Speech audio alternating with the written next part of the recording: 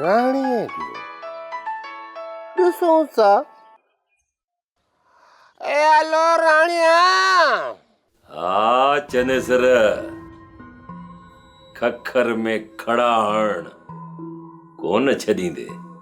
अड़े या त तुंहिंजी पुराणी आदत आहे। ए खखरे खे खड़ा हणण मोह लाइ का ॻाल्हि ई किने, पर उनखे लताड़े मारे नास करण जी बि हिम्मत रखां थो राणिया। मुंहिंजे यार, मुंहिंजे राज जे माण्हू मुराद अलीअ जी तूं चोरी कराए चङो कमु न कयो अथई। चनेसर, आउं चवाई थो इहे ॿारहाणियूं छॾ, न त ॾाढो ॾुखियो थींदे। चोरनि जी नानी न थी, चोरी थो कराए ग़रीबनि जूं।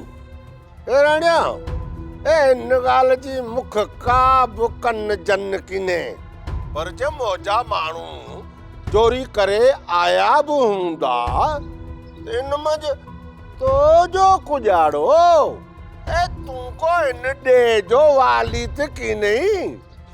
चनेसर, जेकॾहिं आउं ॾेह जो वाली कोन आहियां, पर ग़रीबनि ते ज़ुल्म थींदे आउं ॾिसी बि कोन थो सघां। मुंहिंजे ई राज भाग जे माण्हू जी चोरी थी वञे, उनजो घर लुटिजी वञे, उनजे मथां ज़ुल्म थिए, तुंहिंजा माण्हू चोरियूं कयूं हलिया वञनि, आउं चुप करे वेही रहां। इन चोरी जी मूंखे ख़बर किने, पर चनेसर खान अॻु कहिड़ियूं चोरियूं वापसि कयूं आहिनि।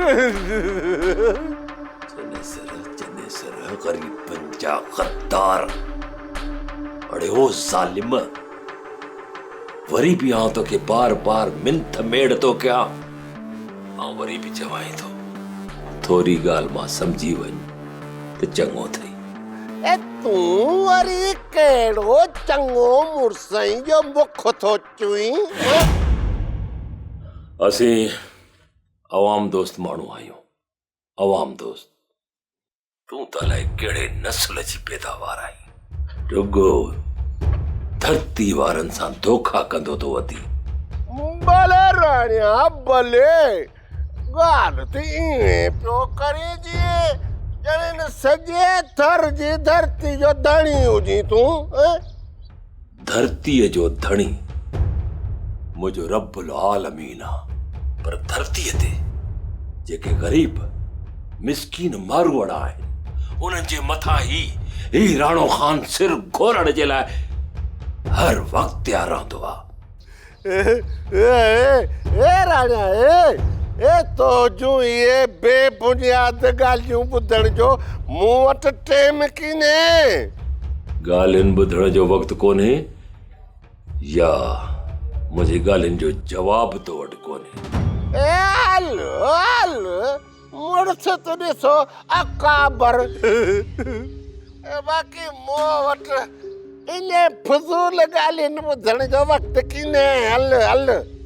बहरहाल आख़िरी भेरो चवां थो, मुंहिंजे दोस्त मुरादली जी चोरी वराए दे, न त चनेसर तुंहिंजे लाइ चङो न थींदो। ख़ुदा हाफ़िज़।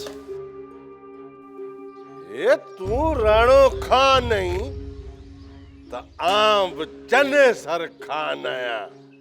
अहिड़ा ॾींहं जा तारा ॾेखारींदुसि या यादि कंदे। सोप सीरियल सारंग जा तमाम एपिसोड्स ॾिसो HD क्वालिटी में। विजिट करियो असांजो YouTube channel Sindh TV HD drama. Subscribe कयो असांजो official YouTube channel Sindh TV HD drama ऐं वधीक अपडेट लाइ बेल आइकन खे क्लिक करियो।